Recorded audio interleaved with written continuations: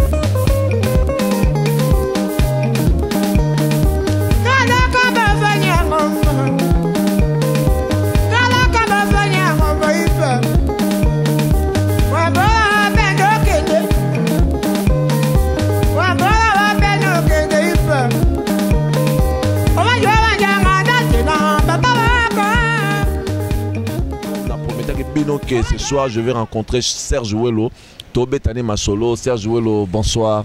Bonsoir Profil de Montréal, bonsoir Fiston. Donc na sepeli mingi ndenge tokutani sikoyo tokutani na moment ya repos après ba conférence mi balé oyo na tenir le bosso à Montréal au salma qui samedi le 20 avril 2013 et puis à mi balé na Zoaki Nzela dans Toronto. En tout cas tout ça la conférence nan de Olivier Boliak ba ndeko nangai à Toronto ba combattant en tout cas c'est les gars très bien quoi sikoyo tozaki kotambola mukende tozaki rendez-vous tozana on a place des arts hein la kati ya place des arts botala mundele nenga tongi mboka na ye Montréal Canada botala donc en 1960 na ba 70 Canada na Congo mboka na biso za rande moko na niveau de vie na niveau même il y a infrastructure Canada na Congo tozalaka niveau moment à même pied d'égalité mais tala lelo 53 ans après indépendance bomoni Canada bino mo bozomo na bajedo oya bajedo ya solo quoi bajedo ya solo effectivement Maramolobi eza vraiment ya solo eza vraiment ya solo batutu bazo konzatango il y a pas vraiment de doute. Premier citoyen du Canada, bonsoir. Bonsoir Profil de Montréal.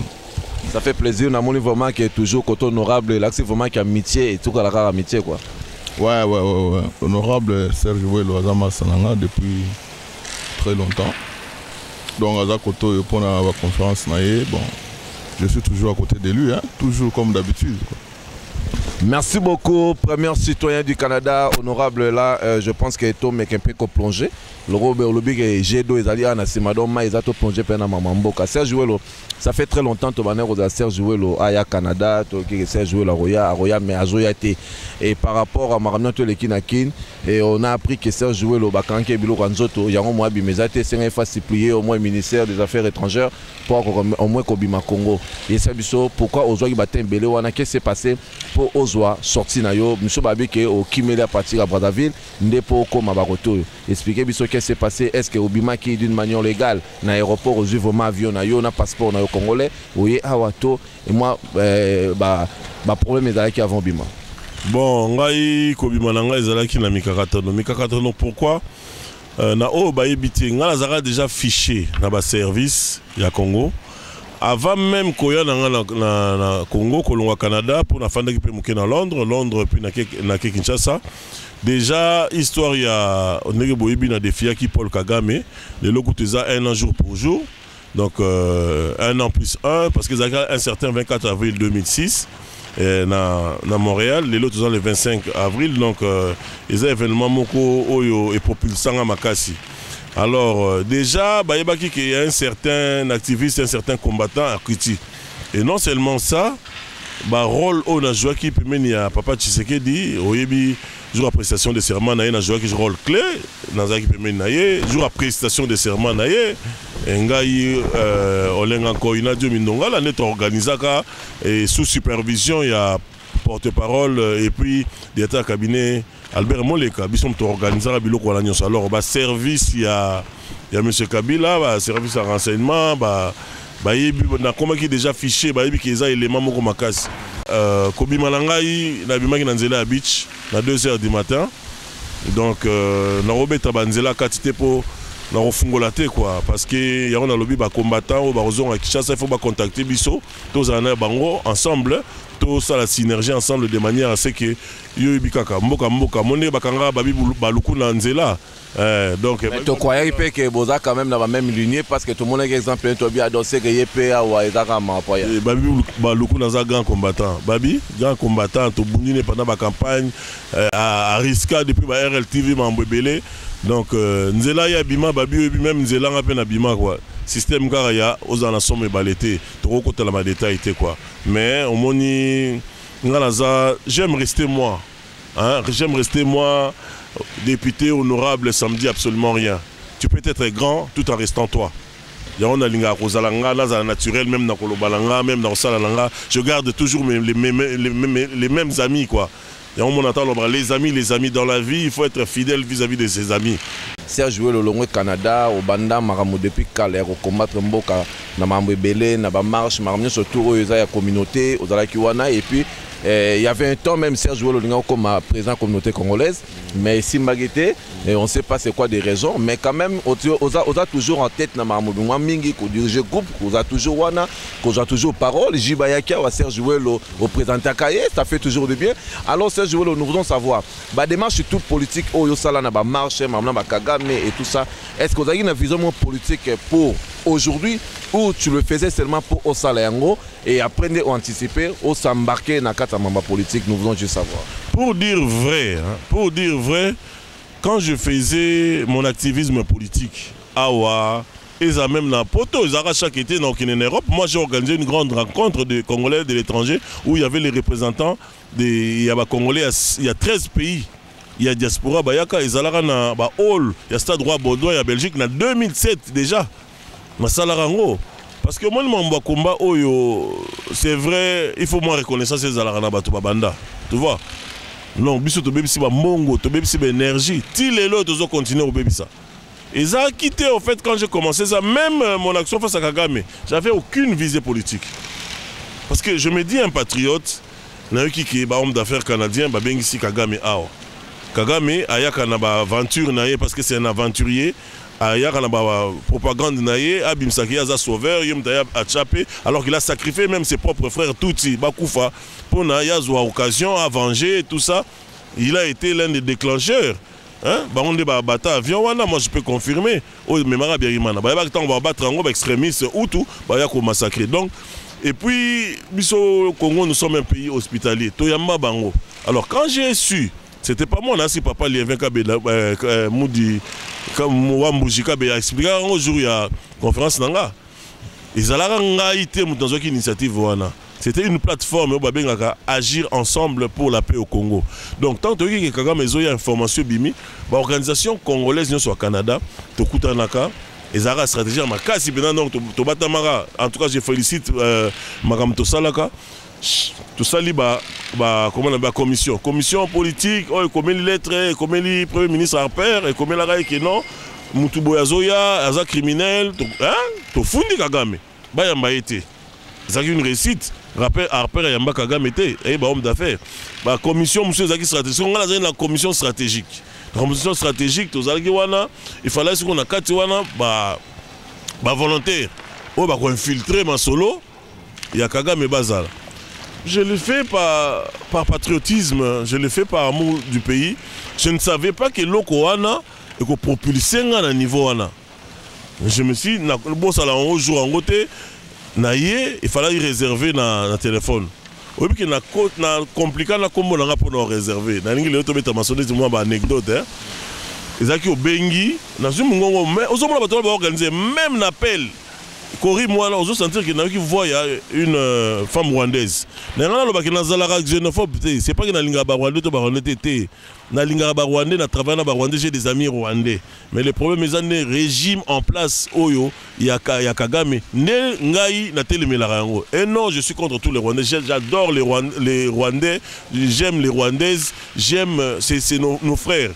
L'Ouganda, le Rwanda et le Congolais, nous sommes contraints de vivre les uns à côté des autres et c'est en paix. Mais moi, que tu adores les Rwandais, est-ce que tu penses qu'à ce moment, si tu es dans ce plan? Moi, je suis fidèle vis-à-vis de mes convictions. La politique ou le réalisme. Moi, je suis politique. Le problème est je dis le peuple rwandais, le peuple ougandais, nous sommes contraints de vivre les uns et les autres. Moi, mon problème, c'est les régimes. Kagame, les régimes Museveni, tu vois. Parce que le régime est changé dans Rwanda. Le régime est côté Oyo et pour promouvoir paix, tranquillité.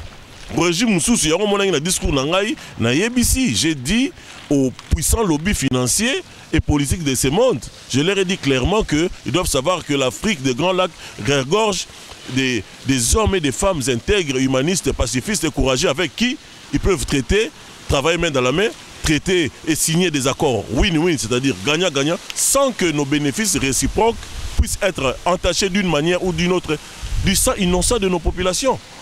Voilà la vision Nanga. Mais par rapport à la vision de l'Europe, si comme il n'y a pas longtemps, Rwandais, Burundais, tout ça. Non, moi je suis contre. Qu'est-ce que tu peux dire par là? Non, moi je suis contre.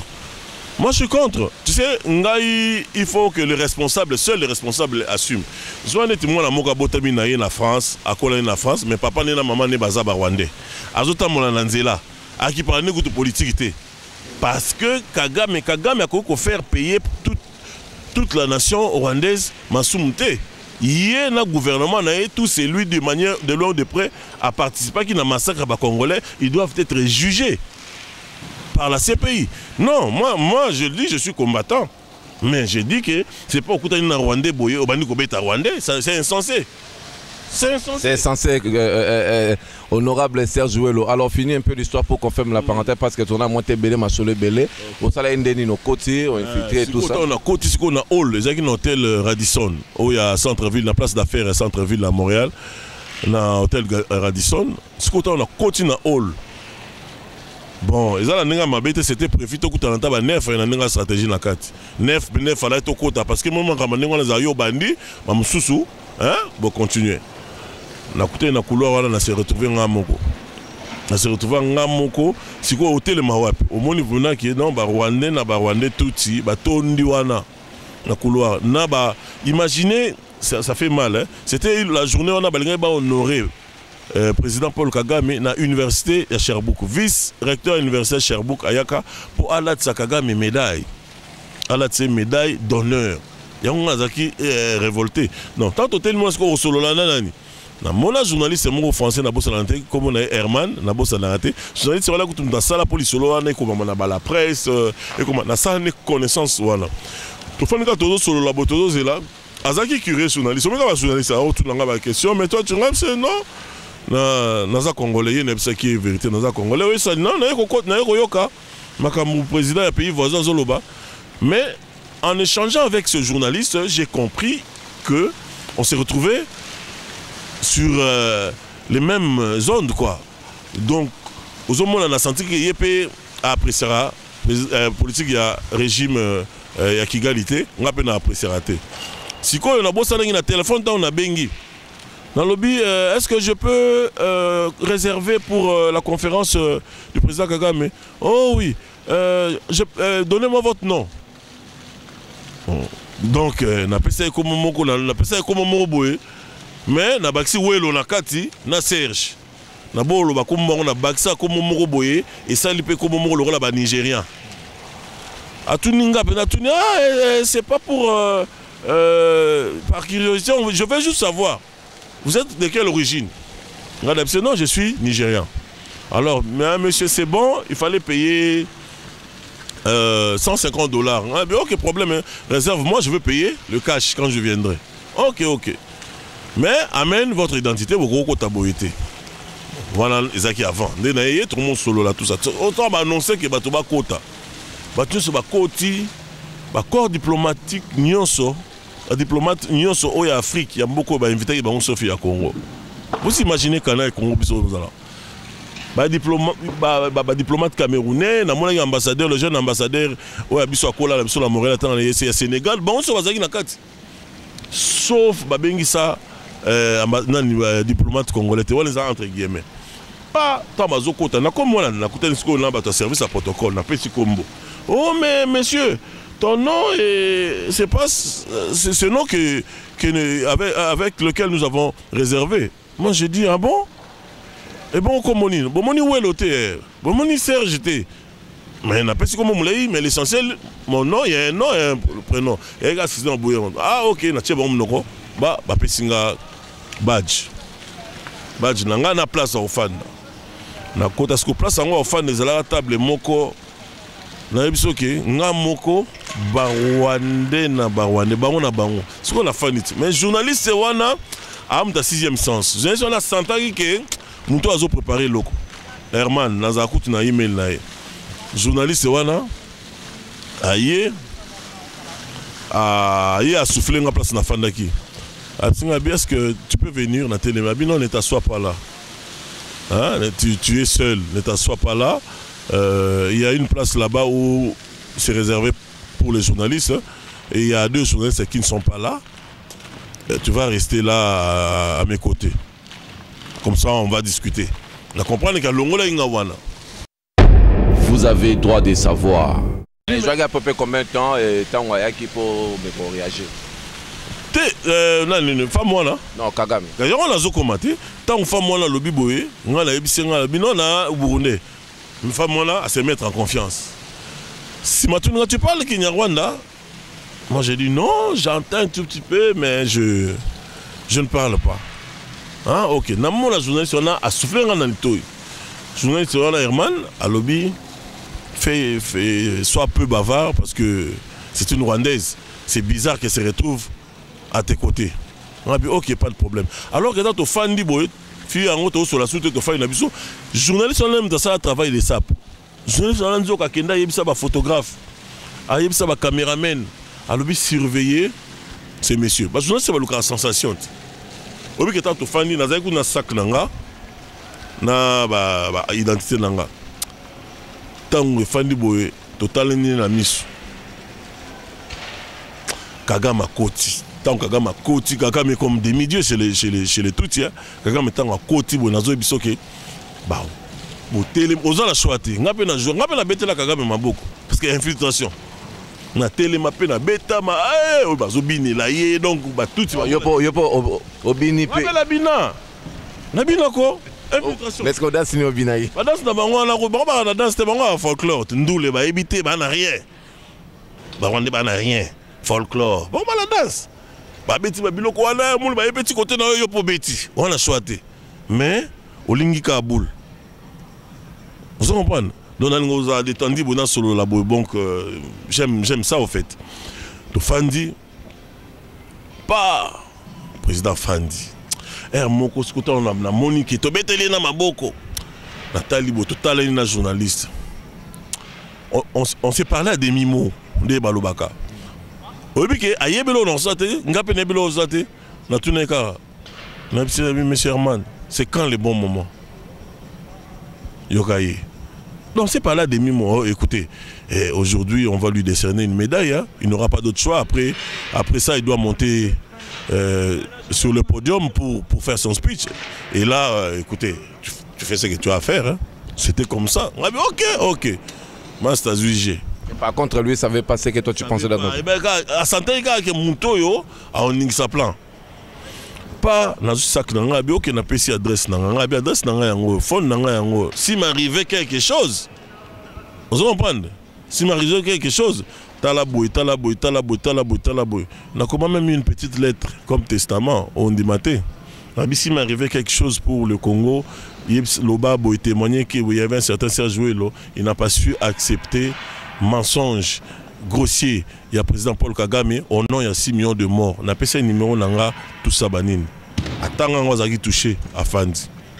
Pas vice-recteur, il y a université, il y a Sherbrooke, Amati Likolo, à Koumisi Kagame. Oui, qui est en zone à Koumisi Kagame. Colère, mon cher. Mon colère, il y a la ingana, colère, wana. Tilelo, mon photo, moi, sur internet, bon, na télé, mabo. So, tali photo, wana, nangane, na normal, le rapport est raté. Donc, on va les esprits, ba fumu kimbangu, ba kipa vita, ba esprit, ba Patrice Lumumba, ne kotaki. Parce que si on tali face, wana, nanga, mon atala, nanga, la bisa, c'est pas moi. Oyebike, namona, ba Mati Kagame, ba latissier, médaille. Oyebike, tant ba lati, médaille, na molengat. Na olenga, nzo tozolenga, oyebike, abiso, ba kino, hermolo, ba colère, ozo maîtriser, ozolenga.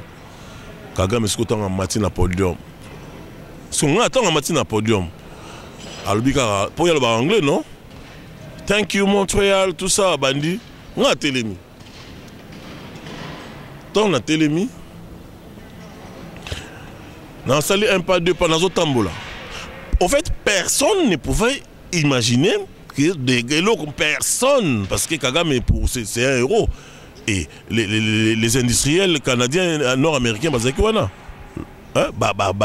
Riche pena ya mboko bazaki wana ba soutenake mutu wana na lobbying ya osanate oyebi ke na telimbo nazo ya en face na ye siko tango bandi discours nazo loba atalinga façon atalinga nazo ya na fixer émission nazo ya siko yo na yebi ke ye moko asatali ke mutu azo ya faux mais moyen OK oyebi atali pena ba garde corps ne bomi balé deux garde corps ne na image au mona ka o balé ba otini kanga bozara deux garde corps ne wana.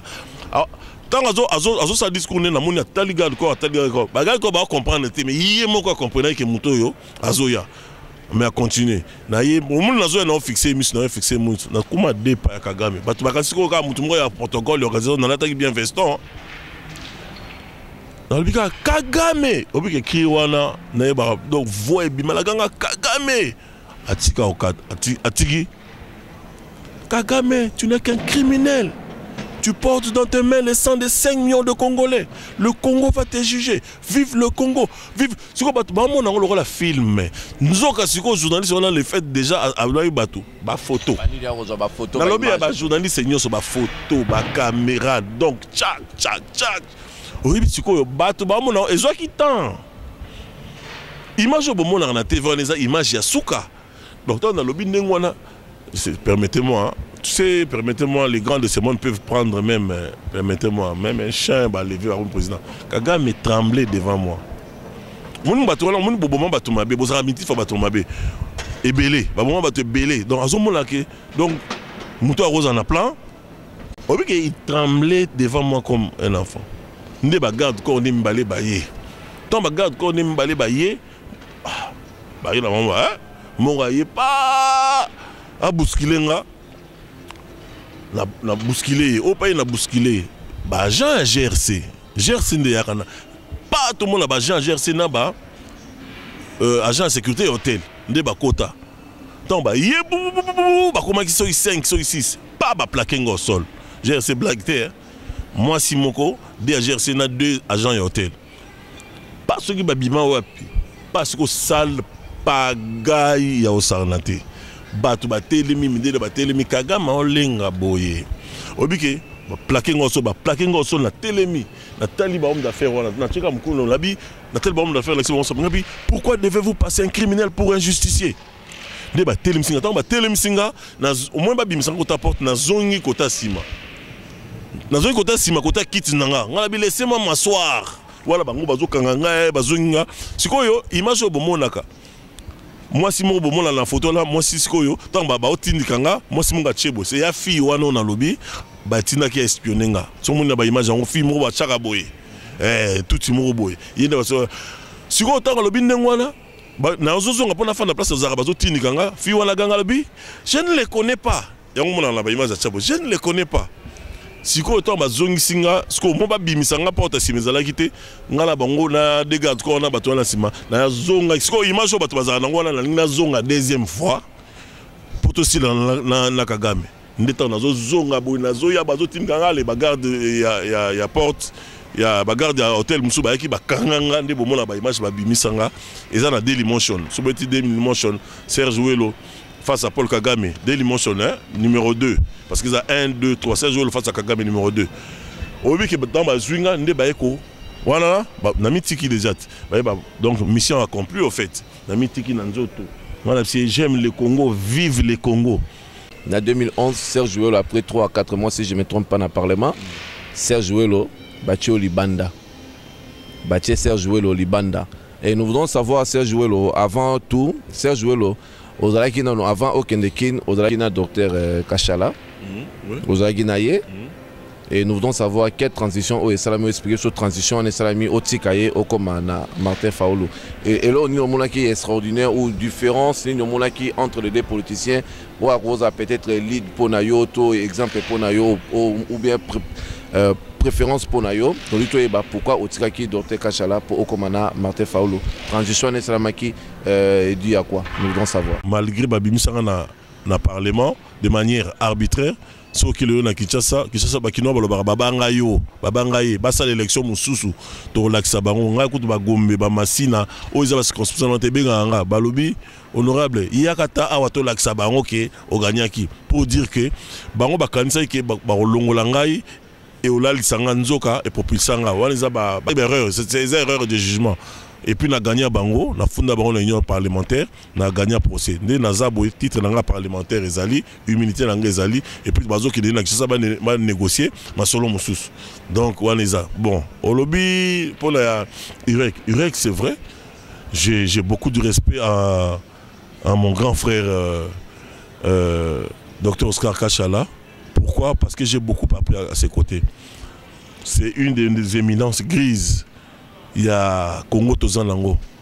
Biloko belé bomona na zolo bomoni lelo welo azofungwa masole belé nga la fréquenta en fait depuis jeunesse nanga au juste de jeunesse nanga j'étais à côté de grands professeurs d'université professeur Katanga beaucoup m'a dit j'étais jeune à 20 ans je savais comment porter une cravate faire des recouvrements dans tous les grands ministères na 20 ans na kota ba ministère nyonso Congo banque centrale na kota à 20 ans Nakini déjà, avant même n'importe à 20 ans, j'ai vu tout le monde, tu vois. Avec Kengo Jalé, avec Marco Bangouli, à 20 ans, pour dire que côté complexe, exacté. Et puis, on a un poteau, Nathalie qui parcourt, il y a Dr Kachala. Nathalie CV, c'est un monsieur extraordinaire. Parmi les ressources humaines, il y a crème de crème, il y a intelligence à congolaise. Et puis, Nathalie a parcouru en 2006. Il a été là. Soba salarié Kanaïté, mais il avait fait beaucoup de voix, blocara bavion naïe, salarié bakanaï. Alors on a compatir naïe, puis la vision naïe. Il m'a toujours dit, il faut que Serge tu aies l'esprit de sacrifice et l'essence de l'histoire. Donc côté quoi apprendre, j'ai beaucoup appris. Alors tant que na sala qui se passe à Martin président Martin Fayoulou tant que vous allez na Urek et pour des raisons de relations interpersonnelles. Au Moninga, docteur Kachala, mais tous les gens cabinet. J'étais très combattu dans le cabinet. Tu vois? Très combattu. Malgré les combats dans la vie, docteur Oscar Kachala, moi soutenir toujours, toujours protéger. Et puis, que et comment il n'a pas comment il est mal à l'aise au sein du cabinet. J'étais chargé de la mobilisation et propagande dans le bureau de docteur Oscar Kachala. Lui-même n'était pas au courant, il y a ses concerns sur toi, non? Au moment où lui, il était en haut, il contrôlait le tout, mais Ezaki y était. Moi, je n'allais pas quitter. Mais de moi-même, je voulais travailler dans des conditions. Tu ne peux pas travailler dans des conditions où les collègues et Belé, c'est ligué contre eux. C'était vraiment pourquoi la raison et puis c'était quoi comme problème? En fait, raison qui, par exemple, voilà la jalousie en fait. La jalousie. La jalousie sur quoi? Sur, écoutez, quand on parlait de l'UREC à l'époque, malgré que je n'étais pas le numéro 2, les gens pensaient que Serge le numéro 2 de l'UREC. Tout le monde. Et là, on est empêché pour que Noé Bissamouto dans numéro 1 et soit trouver solution si vraiment tu voulais bien rester avec lui. Il a beaucoup intervenu. Il a trop intervenu pour Nanga. Je n'ai pas voulu le fatiguer. Fatigué, docteur, Azar la concentration. J'ai préféré parce que comme je ne travaille pas dans des conditions idéales, non, c'est pas pour le matériel ou pour l'argent, mais relations interpersonnelles, tu vois, et comment il va bâton de la roue, au peut sa procédure n'est pas président, ma collègue va bloquer, on a une vision, on a un plan de mobilisation de la campagne pour la présidence Oscar Kachala. Je n'ai pas pu présenter un mot parce que aux moments on a dossier c'est Yawelo Bazobang. Je vous dis, tout le monde pensait que l'UREC n'a visibilité, malgré notre soutien, tout le là, monsieur le respectable, on a bien accueilli. Eric Mukandi là dans Toronto, soutien à Bango, on a soutien à Tebele, local là, Jeff Stamala, mais en tout cas j'ai été très combattu. Mais à part ça, Yemoro, à mon avis, on a au loin sur Panaye, quelque chose qui peut-être tu pouvais faire quelque chose, mais tu lui as jamais laissé l'espace pour que tu fasses quelque chose. Mais au long, ça les transitions directement qui n'est pas Martin Faul. À tout va gagner. À tout va gagner. Solo la Guinaye parce que Nalaza, moi l'Oscar Kachala. Réaction des Aïndé. Azagin a regret parce que le docteur voulait que Azala parrain n'anga même il y a ascension politique n'anga. Mais moi je dis, il est toujours le parrain parce que à côté de lui, j'ai beaucoup appris. Dans l'esprit des sacrifices et l'essence de l'histoire, c'est ce que le docteur Kachala me rappelle. Les résultats, il y a esprit de sacrifice dans sa histoire. Où il y a Teyanga, il y a un bomoni le Welo, Blagité, Welo, Amati.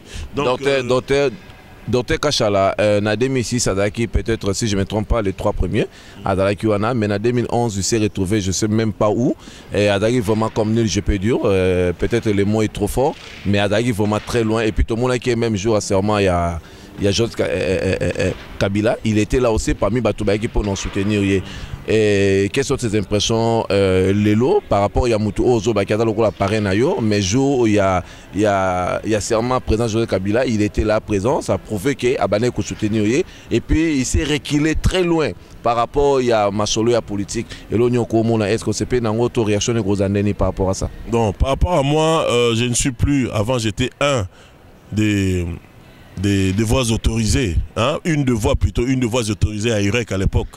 Hein? Le docteur Oscar Kachala m'a laissé la liberté de parler au nom de l'UREC. Mais là, je ne suis plus membre de l'UREC. Et ça faisait très longtemps qu'il a quitté UREC. Mais il est toujours votre parrain. Oui, il est mon parrain. Quand j'ai dit mon parrain politique, pour tout ce que j'ai appris sur le plan intellectuel. Et pas vous avez quand même une très bonne relation actuellement. Donc... Bien sûr. À Kinshasa, d'ailleurs, quand j'ai vu notre maman, sa femme, moi je suis l'enfant de la maison. Mais le problème, c'est quoi? Je dis, je ne suis plus la voix autorisée pour parler de l'UREC. Et puis, je vais me retrouver en mauvaise posture pour la juger l'UREC Lélo. Vous avez droit de savoir. Alors d'une manière un peu personnelle, les temps qui sont Solana, même si tu ne peux plus parler, il y a parti, mais quand même beaucoup Solana, les temps qui bateau, parce que vous avez toujours des liens au Bozana et Lelo. Nabi Sukoyo, comme il est passé tout va qui kuna, jour à serment présent José Kabila. Ils a Azagiwana, comme Papa Wemba Badof, les musiciens qui sont condamnés aujourd'hui, ils ne jouent plus dans Europe, tout ça. Toi, étant que fils, il y a d'autres Kachala. Aux Awana, il y a par rapport à la présence, il y a jour, il y a serment, il y a présence José Kabila.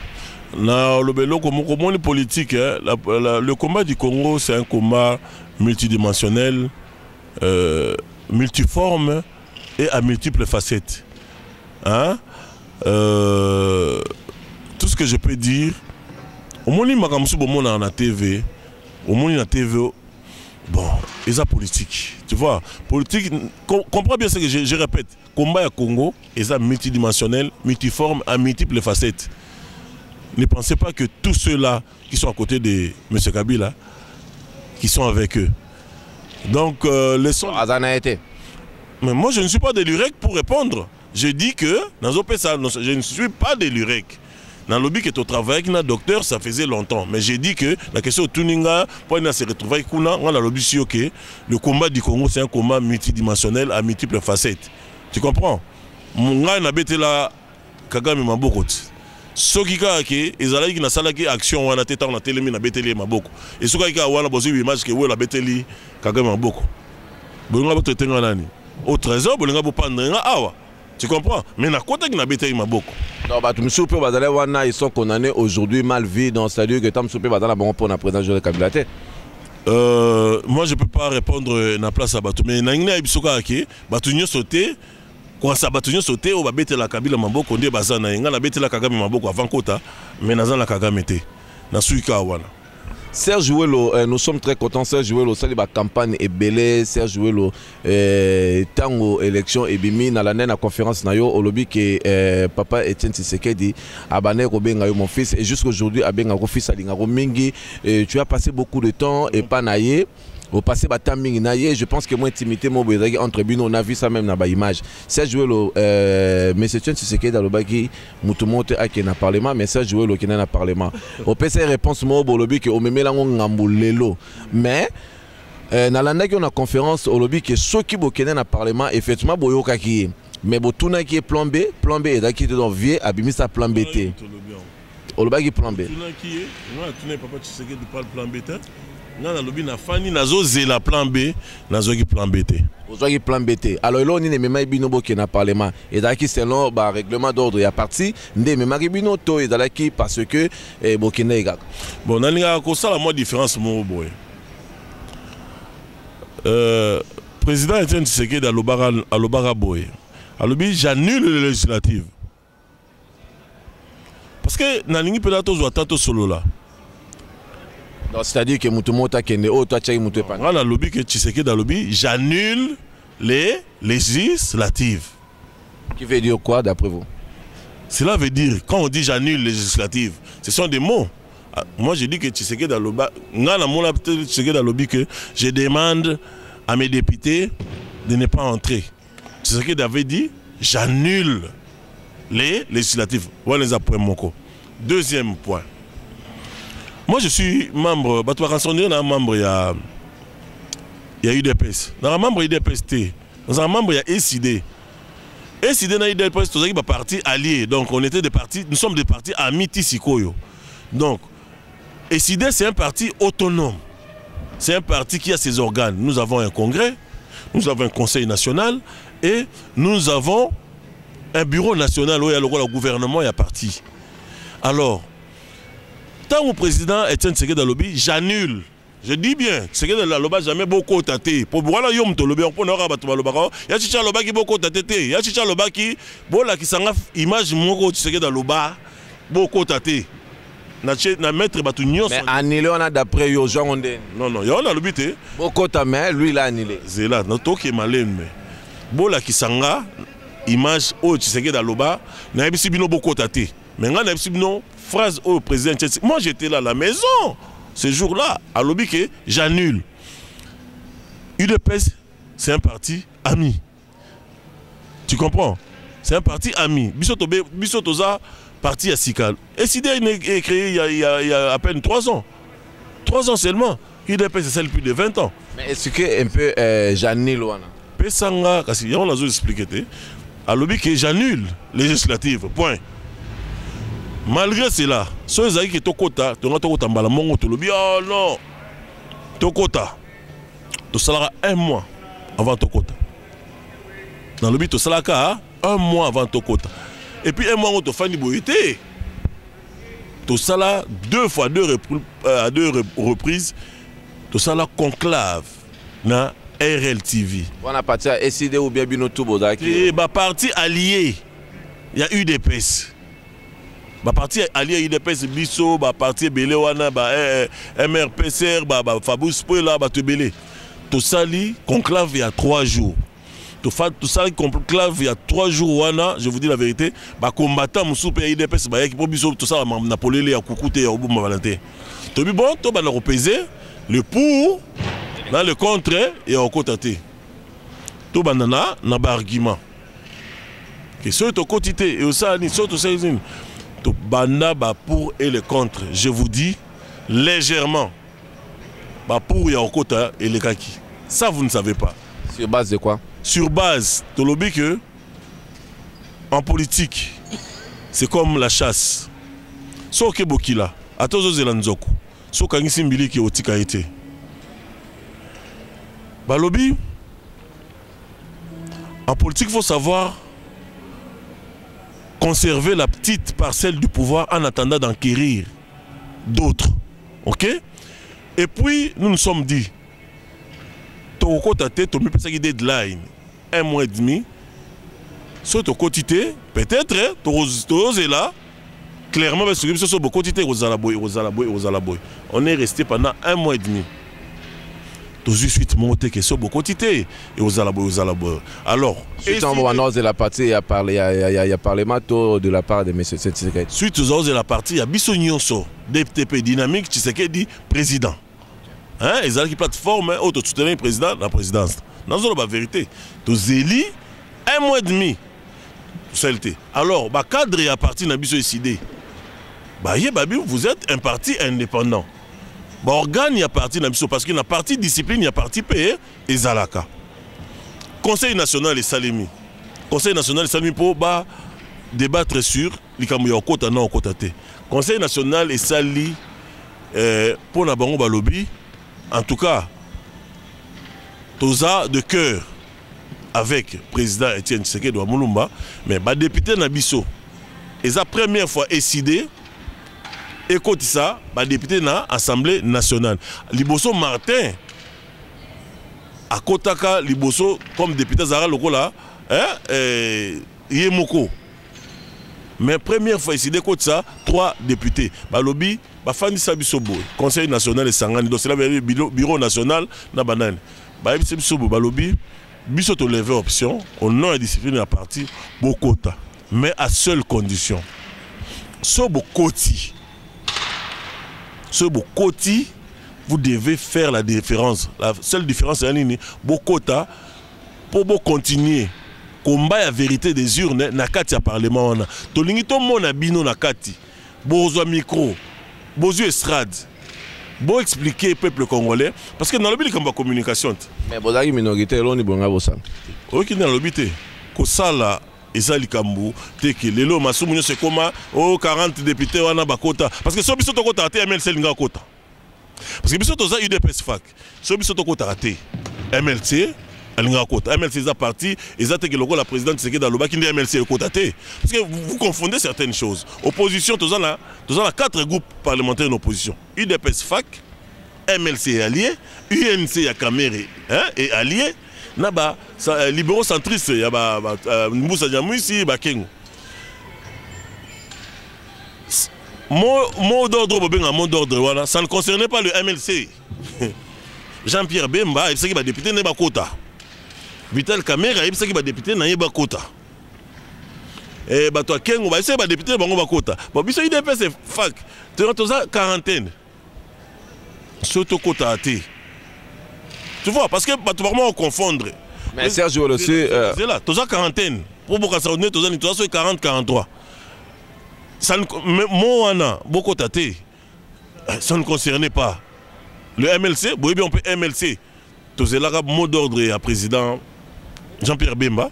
Après ça, mot d'ordre, vous votez Tshisekedi. Après ça, raté. Ma solo M. Zakat, pour y aller lobby en 2006, à ce mot d'ordre, après ça va voter, va voter arrêté. Il ne faut pas confondre certaines choses. Alors, mais est-ce qu'on a genre on mabé? Hein? Au Bénin, on les a dit l'entrée bango. Elle dit l'entrée bango. Ils ont mabé parce que l'union est athée. Ils ont mabé parce que nous avons un message pour unité, leadership collectif. Surtout comme Barankin, qui est en 2006, le rôle de mot d'ordre en 2011, le mot d'ordre unité est athée. Alors que les Congolais ont toujours gagné quand ils sont unis. Est-ce que tu as le temps où le papa Tshisekedi passe au une amour relation monaï? Mais en 2011, dans ça papa Tshisekedi parce que biso je suis rappelé qu'il y a 2006 pourquoi ça qui boita et pas moi je m'occupais de décider. Obi Moussa les amis n'a la coma Kinshasa en retard. Na ça 2 semaines et demie en campagne. Mais on a condamné quand même Artuana. Nous avons condamné n'a la condamné désunion, na condamné absence et unité. N'a la condamné acte des actes nous avons condamné unité aux alaratés entre biso ba congolais. Il y aura une émission décidé parce que on a des vieilles questions. Décidé biso lobby. Boza 3, président Martin Fayulu, Serge Welo, Bokota. Bossa la différence. Oui, la quota. Mais oui, la carte, bolandanga en direct. Na estrade, bolandanga na collègue Labino, avocat du diable. Ayati na carte assemblée. A quota boyokanga na zoloba, na toki. Face à face, na bato majorité, na ipsi bango na lobby. Maintenant, le vrai combat commence, la bataille commence. Ba vrai député à peuple, ba koti. Toye awa pour continuer le combat à la vérité des urnes. Pour nous décider, le président réellement élu qui a gagné Et dans cette assemblée, nous allons toujours considérer président Etienne Tshisekedi de Moulumba comme président électeur en direct. Et puis, jour où il y a vote et bureau définitif, décidé, ngai, na betango, na sangisa avant to kota na grande salle ya congrès, na salle à cinéma za pembeni, na sangisa MLC, ba député sur MLC, UDPS FAC, libéraux centristes, na ba ya UNC, bango nyonso, na somba 110 cartons rouges, ngai opération carton rouge, 110 cartons rouges, 110 sifflets. Na si bango, boyebi population zota la biso. Donc, tout la kisake, na muki otozali nango, tous les habitants sont unis, to continuer combat vérité des urnes. Tu penses que ma partie nous sont là de continuer à combat vérité des urnes? Il ne faut pas confondre les choses, hein. Dans le but tozaki UDPS FAC toi qui 40, toi 43. Dans le parlement, dans le parlement il y a 500. Comment monsieur va continuer à dépendre? Oh, mais bah monsieur Azol, bah soit mon opposition non, nous faisons l'opposition républicaine Keba. La partie Nignon. Ah, là, autant gâté. Bah, parti comme ça, bah, recherche, bah, parti Montréal, non, nous faisons l'opposition républicaine. Opposition républicaine, il faut comprendre, c'est une forme d'opposition modérée. Tu vois? Alors, Toyokani, n'a pas une stratégie, dans le lobby, stratégie Zaboui. Honorable Lucien Boussa, MLC, au Mataliko podium, au sein de motion contre élection des consensualité. Tant aussi, ça, on a un Mataliko. Et puis, on a brandi carton rouge. Mais ce qui est arrivé, tant que Lucien Boussa a une image, et zappé na YouTube. Beaucoup de bagarre au Parlement Congo. Na Matalikolo. Na zui carton rouge, na brandir na bureau, na brandir côté la majorité. Il y a un combattant, balamai. Tant que vous avez carton rouge, ils ont fierté. Il y a un combat dans Bisso, et ça fierté à la diaspora. Ce n'est pas un député national qui a brandi le carton rouge. C'est un combattant venu de la diaspora qui est entré au Parlement pour brandir. C'est la diaspora congolaise. C'est la diaspora combattant congolaise qui a brandi le carton rouge dans Batuya Kabila. Voilà. Et puis, il y a un balongo linga. Voilà, il y a un lobby qui Serge Ouelo, Eside Bolanda qui président Martin Fayulu, Nakatia. Assemblée en direct sur toutes les chaînes pour RTNC ou à Congo Momba à toute la question. Alors, qu'en est-il de la haute trahison de M. Kabila? Martin Fayulu, Blaise Monindi dit que décidé 3 députés décidés, tout ça la différence, n'est pas Tinda Gibiso. Il y a un moni baloukelanga makambalongelenga, bazo coincé Martin Fayulu. Monindi dit tout Blaise, il y a Tchango. Azo sala musala donc biso ba décidé tozo sala différence to kota ki na kati ya parlement pour tout ça la différence il y a un peu tout ça li différence ti le loyo président Martin azora parole à considérer que président Etienne Tshisekedi président de la République to continuera combat la vérité des urnes et comment dada ya Martin et comment dada ya décidé. Je préfère na kota na cha carton rouge, je préfère na kota na bloqué batouana qui na fanda libanda ou na kota te mais na zo qui na fanda libanda na kota te mais na voilà. Serge Ouelo, tu avais promis aux gens, tant Babino que Serge Ouelo, beaucoup de on ne jamais que les décisions où tu as parti à Bino décidé, on ne jamais décision où tu as pas parti à l'IDPS, on ne tourne na base na yo, on tourne na base na yo, on lobby na kota, ton na kota te, base à lobby. Quota. Je ne jamais que non, des sujets où tu as tout ça. Il faut faire la différence. Voilà ce qu'on peut te faire. Après avoir levé l'option au niveau de parti, hein? Levé l'option au niveau de parti, tant que parti est sur beaucoup de temps, na base. Voilà, c'était pas, c'est après. Tant que parti et que l'obake, bino beaucoup de sa différence, malgré cela, n'a pas pu na sundoli base nanga, parce que base nanga, un député, un leader doit toujours consulter sa base. Tant que parti est levé l'option au bibo quota. Pour moi, na considérer la population, na lobby na kota bongo te malgré parti lobby, na trouvé base nanga. Base nanga na tuni bango. Bon moi la base ba lobby quota. Et puis on a le bas qui joue là qui na lobby vérité paysanne entre biso na population te. Population pauvreté zamingi. Bazo tala ke ba ils étaient déjà informés que les idées azo qui option ba député ne ba quota. Alors je sais pas ici vous voulez me faire plaisir. Na fan si bango la lobby tala boy. To quota ba singa quota. Mais l'essentiel c'est quoi? Na koti, na bondi, babanginga, balukelinga makambo, balongolinga de manière injuste, na football na union parlementaire, na gagné na union parlementaire. Donc cela veut dire quoi? décidé Serge Ouelo bakoti babundi au risque na bango au lieu bafanda libanda. Il paraît que Félix Tshisekedi depuis que Abima mais tu le lot à ses jarretés mais il paraît que bambonga batunyo to le kaka wa to ki on na mbuluzi waneza les ont dit moi je n'ai aucune preuve que Félix azwa mbongo na lobi kaka député o nyonso o ya alinga bima malamu alo bakina okota te aza libanda mais azo continuer ko lia mbongo par rapport je préfère nazala welo a koti a bundi baluki babimisi. Mais Serge Ouelo, moi j'ai une question. Serge Ouelo, collègue Nayo ya Canada, collègue Nayo ya Kin, Bozalagi Nayo na Mwamba, Jekoko Mulumba, et en même temps ennemi Nayo politique parce que Adaki côté wana. Mais aujourd'hui, Jekoko Mulumba aujourd'hui a commis combattant. Ozo ya menenge nini nalinga ina loba elo moko nanga loba elo moko longa na likamo ennemi Jekoko ennemi nanga te mais honorable Jekoko aza nini et ina mabe na kili mutu to ayebi yango loba ezaki bataille to sala bataille bomona po ni loba te ke bosala pe batu bazoka basoda to mona makamyo soto wana tangu ba invalide ngai tangu na sala meeting nanga honorable Jekoko surprenant nga et soutenir nga wala bitité omoni nga la sala politique politicienne te. C'est pas parce que tous les gens qui ont des divergences là, Jekoko c'est un combattant à terrain. Au moni, il y aura on risque de apprendre biso bablo tout Jekoko bané koloba tine ko mo le soit après donc azak na lobby que Jekoko azak combattant. Tu sais combat ezanine. Au lieu qu'on salit sa population ezak combat. Parce que Jekoko a sali sa population na kin blague té. Jekoko azaki député provincial ba foutra ba 4000 na 4000 wana osana onine nyo ce qui n'est pas batu ngaza honnête na kingabo wana mais makamwana batumi bazonzima ngote batebe baboyango mais wana za shwana ba on a démocratie on dématé tuninga point de vue na sur Jekoko je vous dis que Jekoko na obetelo li solomo ngaza témoin que Jekoko ba ndo luxe depuis kin mais Jekoko ba luxe la kin tanga komi Bruxelles mutali boso Jekoko benge sanga bibite nga zaki na Bruxelles kokoma komi boy nazuka rappel ya Zadio Mulumba je te salue mon frère absinga ono tozana honorable a komi Jekoko tanga komi po mo la que toi la bonne relation tanga komi na Belgique mutali boso Jekoko benga na batunyo sezanga. Donc c'est que vous avez quand même des relations. Alors nous voudrons savoir nous voudrons savoir Jekoko avec tout le temps que Assalina Kabila et Jekoko a changé. Bon, je pense que vous avez eu le temps quand même hier au solo là. Nous voudrons savoir les années vraiment et l'on est comme les na Kabila pour ba comme on Zana betelo li solo moko.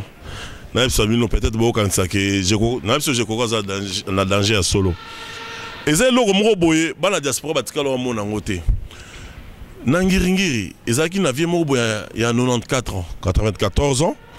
Vie wana babengana kai na ndaku bayeko soma ndaku ne de manière ya mayuya na député moko utara Kivu.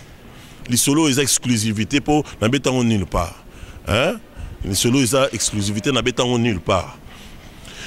Vie wana fana na Ngiringiri asomba palene depuis 1940 na Onel. Député Mourauta Bukavu Auta Est kuna sur na Kivu na Goma aya a coopérer na batonel baleka vie parler siko quand ça papa ya 60 ya 94 ans vieux na beti 2 semaines les bana na biloko nae Jekoko sauvé Jekoko abenganga alobi honorable o iza makambo ya famille politique te o banane o iza humanitaire tala tata wana koko 94 na ba condition vraiment infrahumaine libanda to sala to sangana biso nyonso ba député ya Kinshasa parce que vieux na Xavier Kinois ba député ya Kinshasa toute tendance confondue to sangana to kinde to zongisa vieux wana na ndako a senginga lobino benga quelques députés ya opposition to transcender nanu ya on a besoin que à chaque fois les Congolais sont ensemble to transcender ba clivage politique na biso to sangana na ebisio ke ngana benga ndeko Basile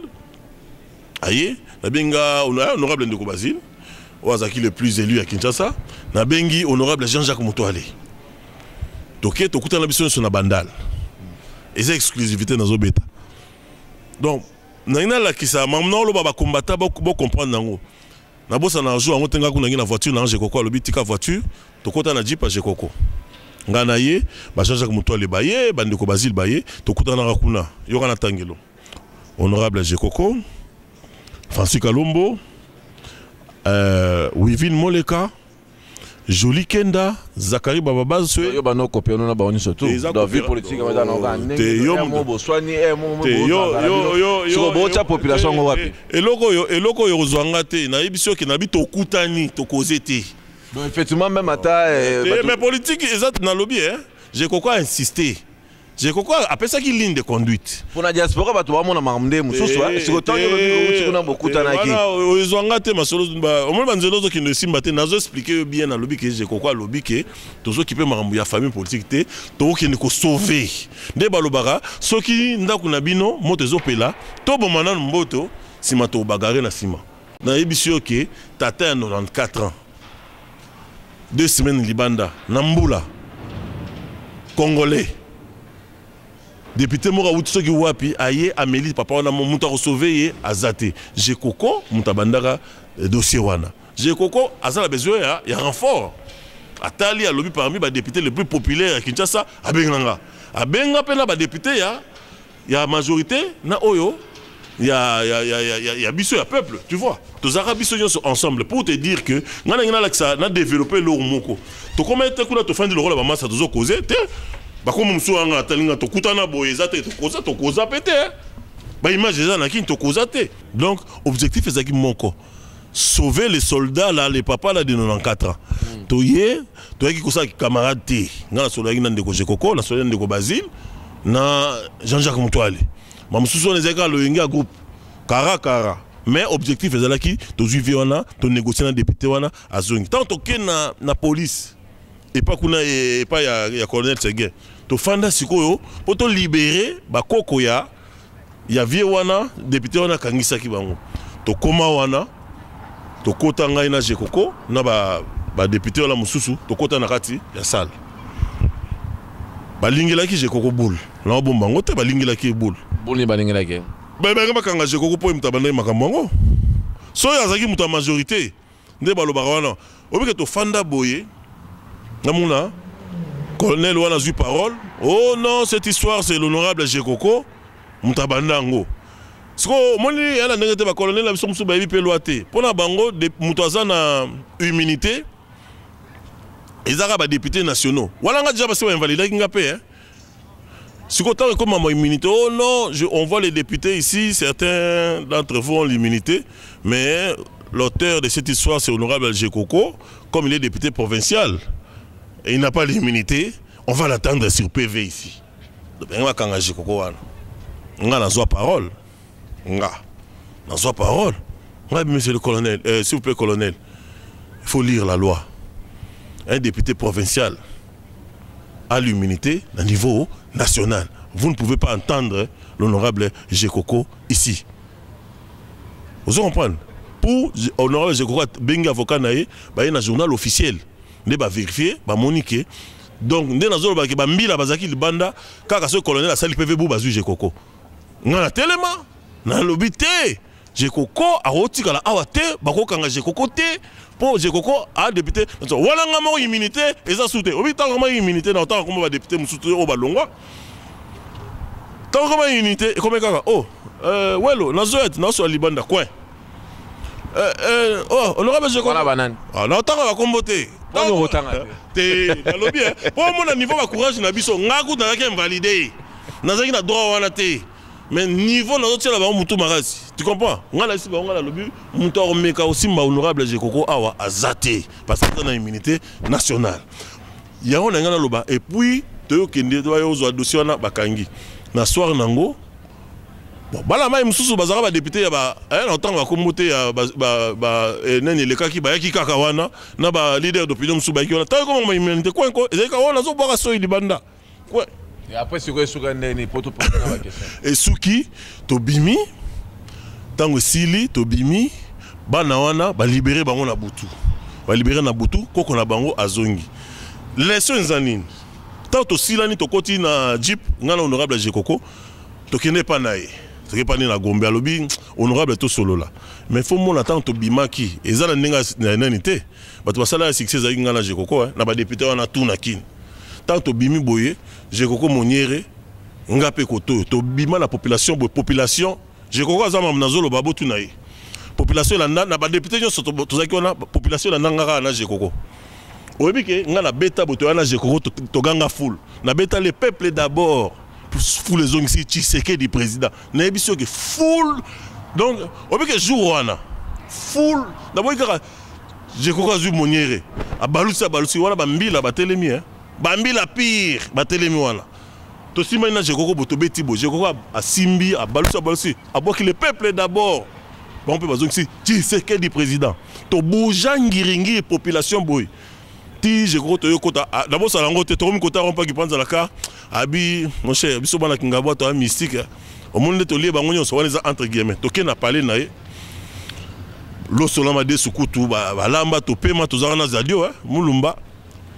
to pema biso nyonso tozo dame nde to mota la ba film ya masolo to yibisi to solo na Jekoko abisinga alobi Serge yo mo zaki témoin nde ba ngeba simbanga wana so nazaki muto majorité te so yo tele maraté so to avocat na ngaya na banani te ndenga la tikali kuna mais azane kota majorité kota majorité par rapport à acte wana depuis quand kalonga kota majorité wana na ebité wana fo bo solo la naye mais nga na lobelo ko moko to sali conclusion na Jekoko to lobi boy to lobi vraiment mais abi honorable welo o monite ke bana mai wana nde musu batikali bazoboma Congo ba député wana musu batikali longola Jean-Jacques Mutuale longola ndeko Basile o natanga na bi longola Jean-Jacques Mutuale longola ndeko Basile longola Jekoko longola nga o nso batikali wana vraiment soki ba ye na position pe nandeni te bato position to ka misatu ngai Jean-Jacques Mutuale ndeko Basile na Jekoko mta azaki na majorité à l'époque mais à télémela a changé la majorité face yango balinga bakanga ye yango siko to lobi boy to fa na Jekoko to lobi soki bana mai nyonso wana bandimi lelo baya na ka un peuple bon monte ke biso nyonso to capable de hotelimisa Kinshasa pe to bengani Kabila Autour Jekoko depuis quand que Jekoko a changé ma idée et tout ça. Et voilà, Aroya Montréal on retourne mais tout ce que je sais n'a la preuve moko ke balinga bakanga na misu. Nangai na telemaki to telemelaki yango avocat na telemelaki yango. Donc, eza preuve moko ke balinga basimba ye. Tu vois, ndeto voulait comment expliquer na masolo muso akati na expliquer déjà ça comment ki na mitif na kati ba to PPRD belé. Yango bisanga bi moi na mai ngaso na 8 position na ponyoki. Serge, voilà. Pour terminer, nous voulons juste savoir parce que jusque-là, au Betty Masolo et à Jekoko, amitié Zamakasi, Maramouze Belé, alors nous voulons savoir vraiment exactement tout ce qui s'est passé entre Yona Jekoko, Babitumba, Makambo, Bazoka et tout ça. Non, je veux juste savoir parce que comment imaginer avec tout ce qui s'est passé, mais tout d'un coup, comme ça, du jour au lendemain, Boyoka. Non, c'est pas tout d'un coup. C'est pas tout d'un coup. Nous voulons juste savoir. Bisola Jekoko to yebani na wate na politique avant même na Canada te bisola ba Jekoko to bala o mo sa to bala Kingabo to bala quartier monko on y a sonné ça la maqueta qui scénario politique to bengangoni scénario politique o biso boza la politique moi to dans un partisan na lobi ke Kingabo e kabona en deux Kingabo de o ba bi Kingabo de Iveco ti force navale eza kotenga na kola de Iveco ti avant ba po matete kuna côté Jekoko à kola donc tout ça des populations ba rivalité tika la ozala kala avant même politique ba deux quartiers ça ta msubu na bossa ngote ezaka na coin moko ya université ka dans lula depuis kala na quartier bana côté na bango na bana côté na biso to zonsa la bagarre wana mais yo akizara Jekoko na tanga moi trouble no biki mtatini ba soda po ba cha mobulu na marche no za nango bon ngana ngo revenir te ba biso bosali pe bofungola nani te nani c'est sûr c'était qu'il y avait ça ne va pas maintenant pour résoudre mais bon moi qu'il y avait ça ne va pas puis to bongi ça c'est normal ça dans le but qu'il y avait pas un ça ne va pas na kosi il y avait un ça ne va pas to bongi et puis on va de l'avant. Bon ça y on deni. Mais moi on la télévision, on a aussi l'émission na Ndeko Eliezer, Ndeko Jekoko aye, ayako compatir nanga et puis à lobby que expliquer mais tout ça Ndeko. Est-ce que lobby que sœur Jekoko, grande sœur na o azalaka. Azamare na moi si. Pour éviter. Ça fait plaisir Serge, nous voudrons savoir projet politique nous en ndengene pour 2016 est-ce que vous retirez sous Moutou tous les années te ngai mama mutu ezaku mama mutu te combattre na la libération en Congo. Il faut d'abord libérer Congo pour na otala ba kolanda la même ba processus électoral na musuzu. Nga na lobaki yango le discours nanga. To lobi nini? Bolé la rani population zo télématé population télématé. Ngai nga na zozonga Congo.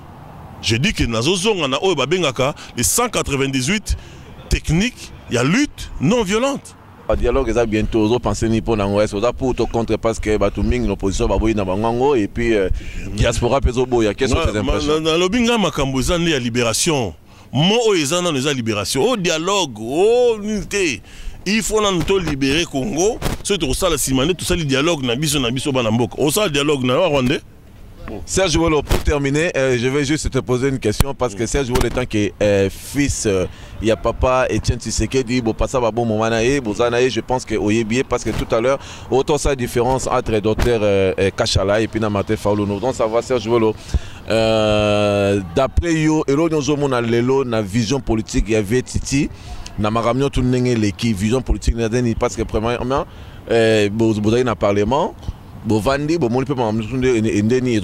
vision politique pour les jours à venir. Est-ce que via promettre toi promettre sauter et tant que yo ebi pena maram tourner dans le terrain et dynamique politique yo sabi solo mot est clair peut-être recroire pena yo passe au vanana vie vision vie politique il y a titi na politique est-ce que zo promettre pour na lobby tu zo promettre absolument bon komoni grandeur au vieux en Chichaza Nangoko. Bon, loba, oh, ouais, la fanatique à Chichi. Hein? Pour voir tout le monde, loba, oh, ah, ouais, lo, hein? Tout le monde, hôtel, mais il peut hôtel, mais tout signé. Eh, so, mais il n'a pas de bêta, oh là, la kao. On y a Chichi, tant qu'il y a envie. Hein? Et là, on y a Chichi, tant qu'il y a envie. Oh, on s'en vient à j'ai mon robot, on est tout le monde, oh là, la kao. Mon vieux, on a un leadership naturel. Ce vieux est très aimé de la population. Problème na Congo, tout ça, le problème il y a leadership, le problème il y a changement de mentalité. Donc tu as 2016 peut-être compter là. Oh, maintenant ben m'taper sa vie. Ce qui vit à envie, c'est lui le candidat naturel. Parce que là, problème il y a Congo, ça problème il y a autorité morale. Il y a chichi Zalara que sur la période de Mobutu, boyo qui a son que oh balingi ba nommer vieux chichi, bilo ya ngomo ekitibe. Pour l'instant, on n'a pas besoin de technocrates. Pour l'instant, on a besoin de ce qu'on appelle un leader, une autorité morale. Oh, ce lobby, population et lundi. Alors, dans le niveau bah aura, oh tout ça là on la kin, Coco Santé, moi c'est joué moi 7000 personnes, tout ça banini. Pour moi ça me sauve à lobat. Ah ouais le téléma. Oui, non téléma. Alors ça fait Titi Azate.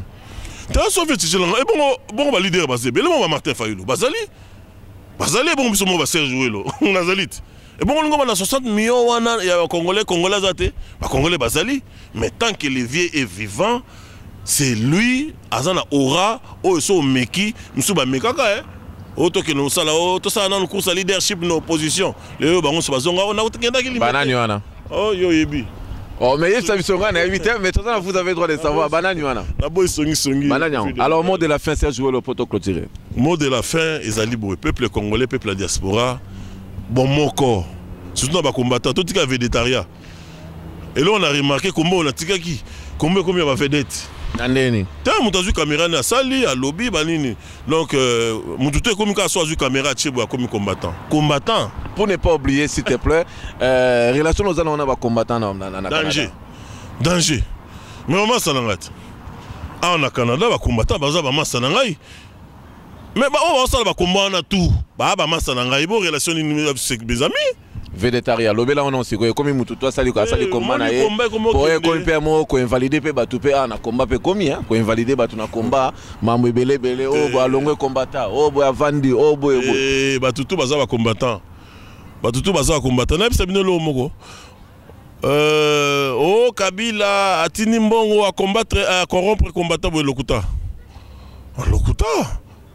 lokuta ngana za nakin so va combattre combattant mon oyeba et en Europe et en Amérique à combattre mais Bishop Abipé Kabila tindi batu na service secret babomaye en tout cas ngana za information on a tenu qui on peut connecter au lobby. C'est possible, hein, parce que je ne sais pas, moi je n'ai aucune mais voilà, il y a un lobby, bon, c'est à lui de prouver si c'est ça, mais il faut te soutenir, il faut te solidaire, il faut te protéger, il faut te combattant. Si c'est ça, j'ai dit si c'est ça, si c'est vrai, te protéger, il faut solidariser. Il n'y a rien qui garantit que c'est vrai. Non, mais moi, il y a un lobby, je peux pas le croire sous parole, donc c'est vrai parce qu'il a dit, c'est lui qui a dit, c'est ça. Alors clôturer honorable Serge Welo. Bon, na sengi combat vraiment tozonga na mwanzela. Ba combattant tout tika se soupçonner entre biso.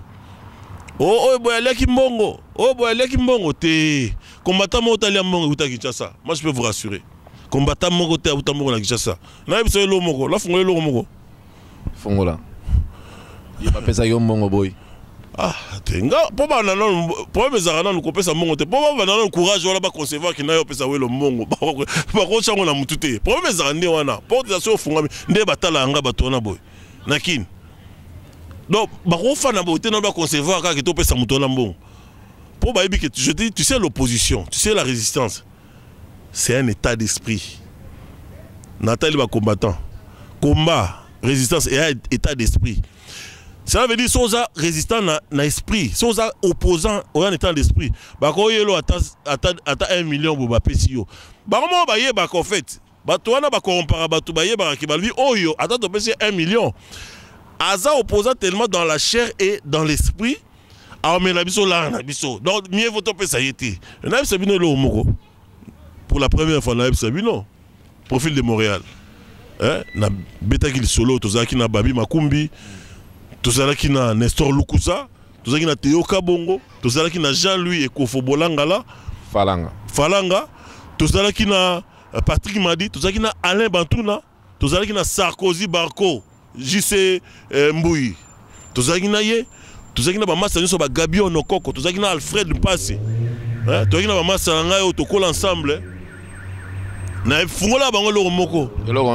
Oh, oyebi ke Monsieur Kabila,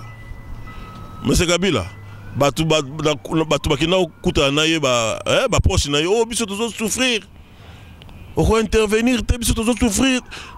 Totambola so à l'aise na poto te toza menacé. Ayoki bango ka bobo ake. Il paraît ayebisa ka proche ne mo lobby. Je ne mourrai pas seul.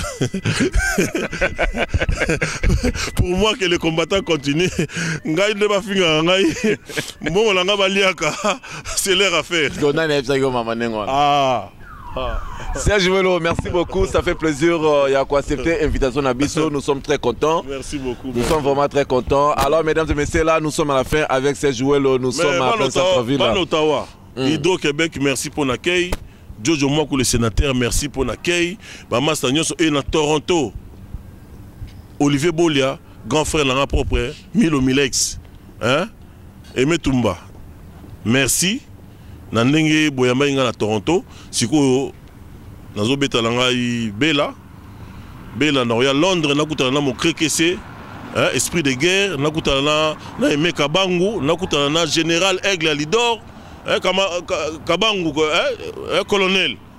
Donc, nous avons blague, nous avons général libérateur, DCUK, Mantoné, nous avons bango, nous avons Torobé Takati, nous avons Bruxelles, Nazoya, Paris Rex, Odombo Rex, Boébika Nazoya, Bruxelles, Babi Balukuna, Bokechu Premier. Salanga tout tous la bonne race à combat mes respects Bruxelles de Bobanda combat au bec qui Samson Chipai Henri Mouké bilon de Bobanda combat to yebi donc balama na oya to solo là boyebi nga solo la ngai na solo la bien na solo la neto solo la moi pour na Congo Connexion TV tout ça en direct à Wasikona vous avez droit de savoir. En tout cas vous avez droit de savoir, vous devez savoir que Patrice Emery Lumumba avait dit dans sa dernière lettre à lobby, à mes enfants que je laisse et que peut-être je ne reverrai plus, je veux qu'on dise que l'avenir du Congo est beau. Congo Connex, à travers la qualité de ces images, est en train de faire du Congo beau. Félicitations. Nous sommes à la fin, mesdames et messieurs. Là, je salue, mais c'est bonjour Guy Mokas, au-delà de la fraternité, au-delà de l'amour. Un simple bonjour. Il y a Ange Gabriel, Marie-Madeleine, Akomena Zemi, avec un simple bonjour. Il y a Guy Mokas, tu auras tout ce que ton cœur a besoin, tout ce que ton cœur cherche. Guy Mokas, je te salue, merci pour tes soutiens. Je salue aussi Améry Selutala, Maléo, Petit Nanga, vraiment, Yakatanga. Je salue Jean-Paul Kachale est présentement na terrain. Jean-Paul est dans la carte à Canada pour nous célébrer un mois naïe à outil Londres. Yé bava na famille na moi na Masolo et za Pepele. Je vous salue. Irenda ya Serge Lukusa. Masolo tout vraiment Pepele. Na pesibino tout vraiment ba mote ya mingi pena ebele tous a toujours connecté na Congo Connexion TV.com. votre site de référence et préférence avec les profils de Montréal, ambassadeur de la presse congolaise en Amérique du Nord.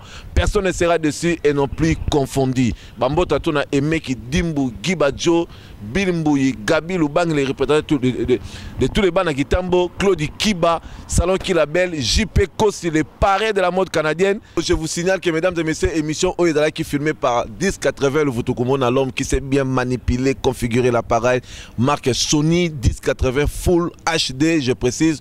Donc, ma solongo vraiment, Yangoana, ma Kamoser, Ovanda.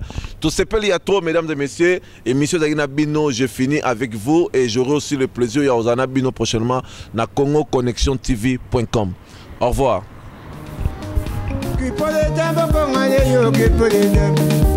Oke